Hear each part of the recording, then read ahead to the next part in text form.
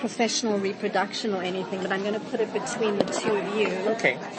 And hopefully, it's a pretty good recorder, so hopefully it'll no. What is it? It's a bao. Chicken with the heart.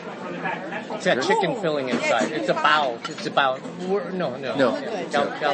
We've got too much here. Yeah. Okay.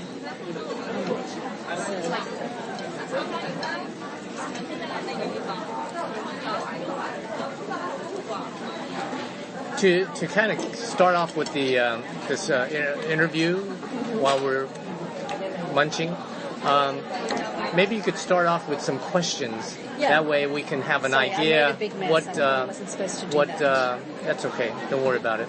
Oh yeah, that's perfect.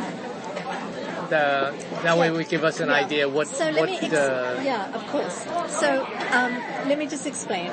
So this is an unstructured, open-ended interview. So I do have some questions, but I'm really very interested in where your thoughts take you on the subject. But Okay. I guess it would be like, since we were talking just initially about how you know each other and where you grew up and what your relationship to Elysian Valley is. I mean, you told me a little bit about that already, but it would be great to have it, on record. So if you wouldn't mind just giving me your name again. You go first, Gary. Gary Wong. And my name is Stephen Kwan. Okay. And basically, Steve and I lived in the same neighborhood, and he lived like a block and a half away from me, and so we got to know each other. And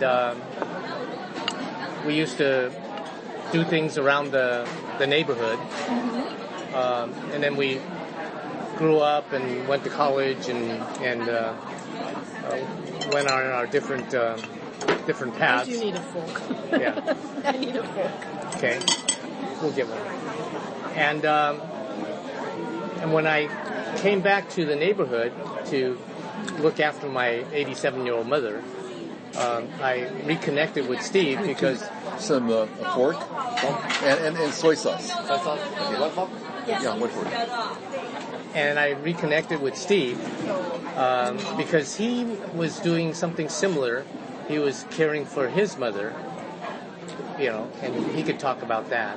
Yeah. And so I kind of looked at Steve as a older brother role model to help me when I'm, as a caretaker for my mother.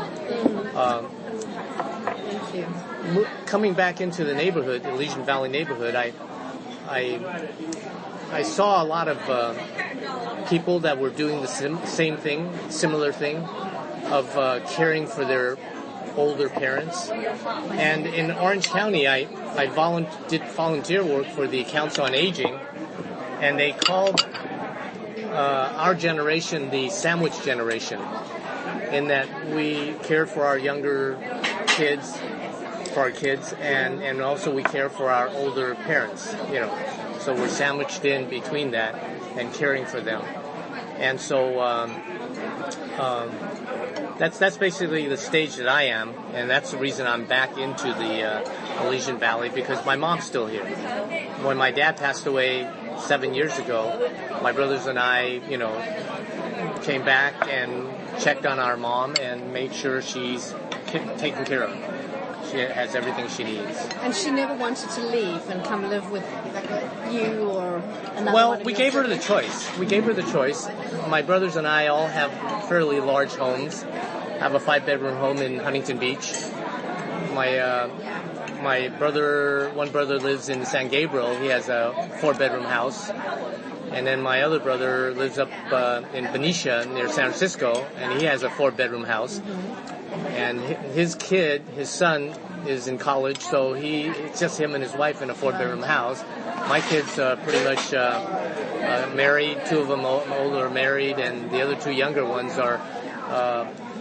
they come home occasionally, and we keep their rooms, intact so they can stay home. But they're pretty much moved out. And so it's just my wife and I in a 5-bedroom house. And so we offer it to our mom to see if she wants to live with us. Yeah. But her position is that this is her house in the Elysian Valley. She's been living there for about 35 years, 40 years, and she's comfortable there. She doesn't want to uproot and move in with us. She would, it's her house, her kitchen, her garden, her yard, yeah.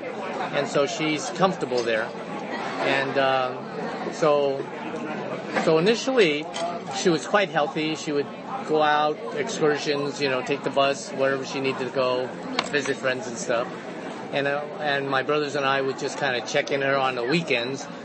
And but she had a stroke about 2.5 years ago. And after that, even though couldn't be by herself still, she's healthy enough. She's lost a little mobility, but she still can get around and do things. She feels more comfortable having somebody around the house now. So since I'm retired, I come Monday through Fridays, 24/5. So you stay? Yeah. Stay.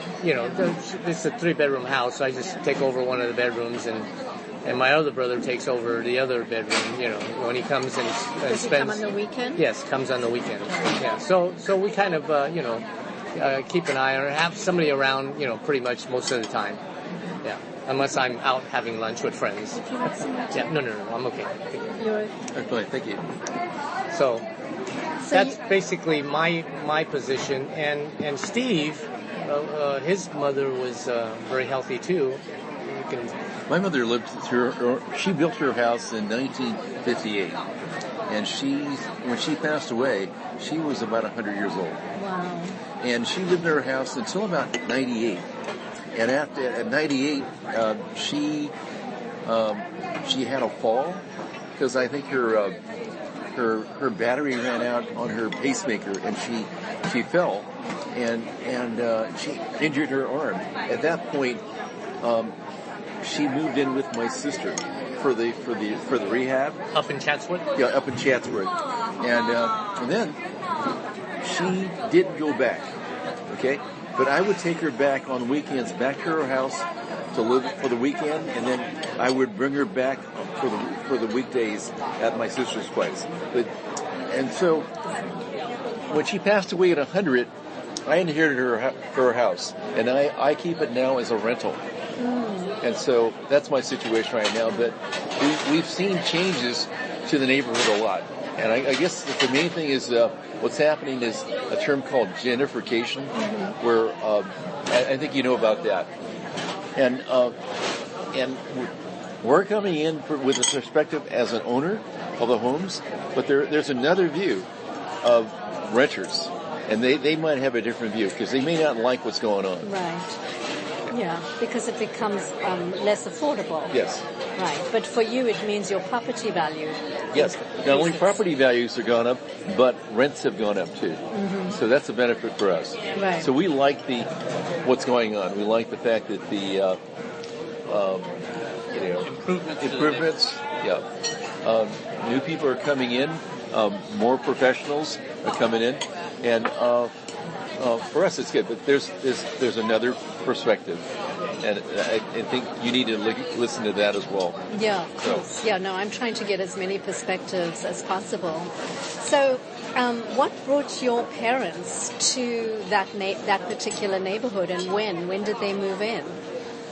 We moved into Elysian Valley in 1964. My dad was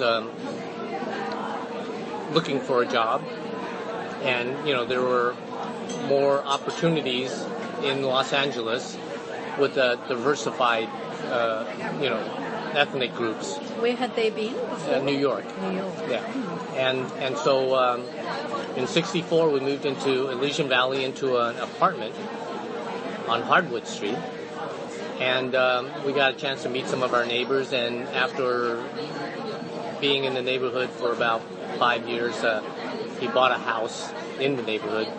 And the reason we selected Elysian Valley is because of the location. It was one of the affordable neighborhoods, close to the downtown area, close to Chinatown, and that's what attracted us to the neighborhood.